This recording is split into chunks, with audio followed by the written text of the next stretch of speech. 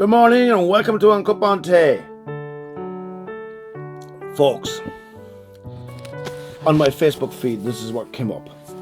A post that Ruth, an old friend of mine, went and shared. Does anyone just wish that Jesus would walk into your kitchen, sit down next to you with a cup of coffee, look at you and say, okay, so here is what we are going to do? Listen to that again. Does anyone else just wish that Jesus would walk into your kitchen, sit down next to you with a cup of coffee, look at you and say, okay, so here is what we are going to do? And I just simply put up in response, he does. And you know what? The first way that he does it is through reading his word. And his word is alive and active and exciting.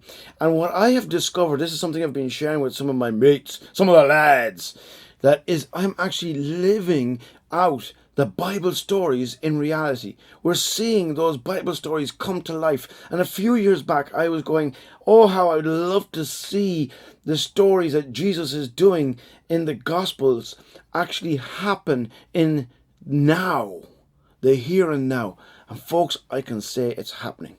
Anyway, I was away for a little retreat kind of thing on resilience in ministry with the Reverend Alan Lorimer, and he went and quoted from this story, and it really got my mind buzzing since the last time we had an Uncup on Tay where I was talking about the IPQ, and you can check that up before.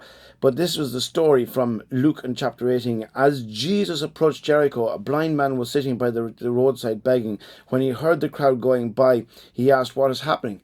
And they told him, Jesus of Nazareth is passing by. And he called out, Jesus, son of David, have mercy on me. And those who led the way rebuked him and told him to be quiet. But he shouted all the more, Son of David, have mercy on me. And Jesus stopped and ordered the man to be brought to him. And when he came near, Jesus asked him, what do you want me to do for you? Just think about that. Ooh, what a question. Because here's the thing. Number one, this man goes and recognizes that it is Jesus, the Son of David. He knows who Jesus is.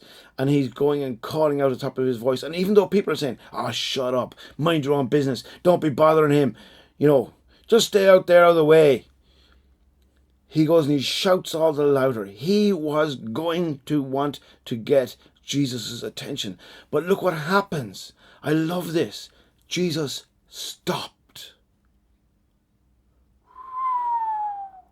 Talk about that cup of tea this morning or a cup of coffee. Here you go. Jesus has stopped. Jesus gives the man an audience. He tells the people, bring him to me.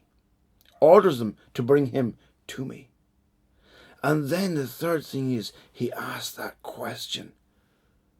What is it that you want me to do for you? So in response to the comment that was made on the Facebook, on Ruth's Facebook page, I just want to say, stop up, think about this. Here we are, we're having a cup on tea. And guess what? God stopped. The Son of God stopped. And he has given you an audience. And he's asking you a question. What do you want me to do for you? You see, when I was thinking about that quote that was said, the thing that actually struck me is this.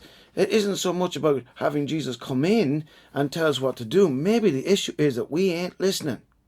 Maybe that's the problem. We're so caught up in the here and now, so caught up in our issues and problems that we don't stop up and go and say, right, Lord,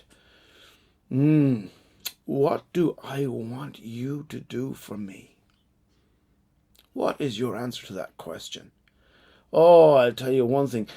I can honestly say that my desire, that desire of my heart is that I wanted to see the God of yesterday, the God of today, the God of tomorrow, the God who never changes, doing what it is that he did in the Gospels, in the here and now.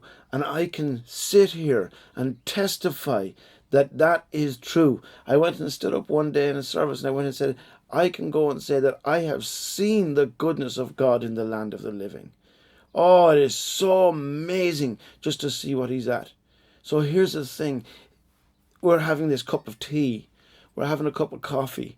We're having our cup of tea with the Son of God. And he has stopped.